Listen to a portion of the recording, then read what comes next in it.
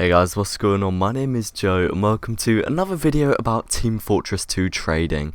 And this is going to be something that I feel like needs to be made because I get so many people asking me like, how do you sell your unusual or how do you make profit? And honestly, I just feel like there's three major factors that are really overlooked by a lot of people. And I can think of countless examples where I have given out the exact same tips to people who've asked me in trade servers, how do you sell this or something.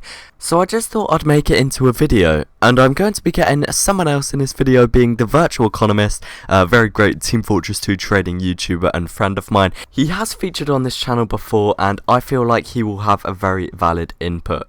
So let's get into the first biggest secret and the biggest tip that will help you trade and make profit. So this is the thing that I feel is the most important in trading. I feel like this is the most important aspect when trading anything, whether that be a skin, a knife, a unusual hat, an Australian, anything. I feel like this is the most important thing, and it's to have patience. The amount of people that have come up to me saying I just traded for this unusual and I haven't had any offers yet and it's been like a day. I've had unusuals for months before until I've got a good offer, and that's what I feel is the most important thing, to have the ability to have the patience to keep this unusual, not get bored of it, and just wait until you get that good offer, because there's no reason to rush into trading. There's no reason to just think like, oh, I've got this hat, I can't wait to sell it within a day. It can take a while for you to get an offer that you like and an offer that you feel happy in accepting. So that's important. You can't rush trading. It's really not good. Just have the patience to wait it out until you finally get a good offer, because it will happen, whether that be in days, weeks, months, or even years. I mean, that's a bit extreme, and I can't think of a scenario where that would happen, but it is possible, and you need to be prepared for that when entering the world of trading. So now I'm going to hand you over to Ben. So let's see what he thinks is a very important aspect in trading that people don't generally think of and tend to overlook.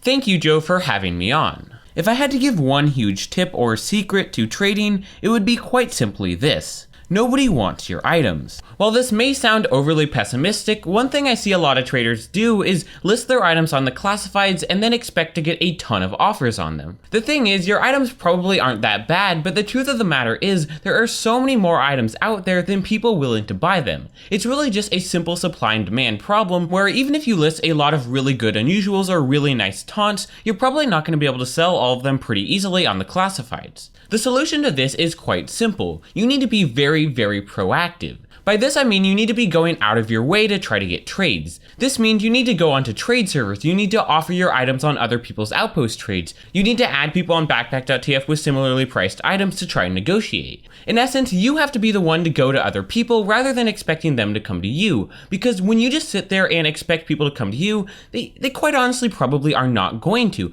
Like I said, there are far more items on the market than people willing to buy them, and there is so much competition for buyers that you probably won't actually see any of these people add you. I also think it's important to point out here that this is the exact advice I give to anyone who is ever struggling to sell an item. If your item isn't selling well, that's probably just because you're expecting people to come to you rather than actually going to other people. So if you go onto trade servers, you go onto outposts, you make a bunch of offers, chances are you're probably going to be able to make a trade, because statistically, if you offer your hat on 50 other people, it's going to be very hard for you not to be able to get a trade. And that's pretty much all there is to it. You need to be proactive, go out and get offers yourself rather than expecting them to come to you. Anyway, thanks again, Pyro, for having me on, and I'll give it right on back to you. I've got to agree with Ben there. I mean, that's a really good point, and this is something I tell people so often, is that when you own an unusual, you can't just wait around for the offers to roll in. A lot of the time you will need to be proactive in selling, so that includes going around and offering on other items, going into trade servers, advertising it frequently, bumping it on outpost and classifieds. There's so many different aspects that you need to be proactive and get out there and sell, because it's unlikely that everyone wants your unusual, and that's just something you're going to need to accept. So you can't just open a TF2 outpost trade and wait for people to inevitably offer, because a lot of the time that's just not the case.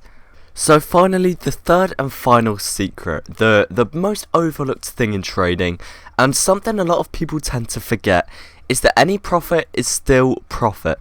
If you buy an unusual for 9 keys pure, and you get an offer of 9.5 keys pure with like 0.5 keys and items, that's still profit. You've still made a full key, and in perspective, like, that may not be a lot, or it may be a lot compared to the value of your backpack. But that's what I mean. Don't be afraid to take an offer because it provides a very small amount of profit. If there is a small leeway or a noticeable difference in the item's profit, whether that be 1 key or 100 keys, and it's a bit more than what you paid, don't be afraid to accept it. Because in the grand scheme of things, those items that you received profit on will possibly help you in the future with trading. And if you get offered a 9.5 key unusual for your 9 key unusual, even though it's only 0.5 keys profit, other people will see that when you offer them your 9.5 key unusual, and it's still extra value, which makes it more likely to trade. So those are just the 3 biggest secrets that I feel like a lot of people don't really think about when trading, and just generally tend to not acknowledge. If you guys agree with this or have any other thoughts, do be sure to leave them down in the comment section below. If you'd like to see more videos like this and general gaming content, then do be sure to subscribe. Thank you again so much for watching, guys. Do go and check out Ben's channel in the description below, and peace.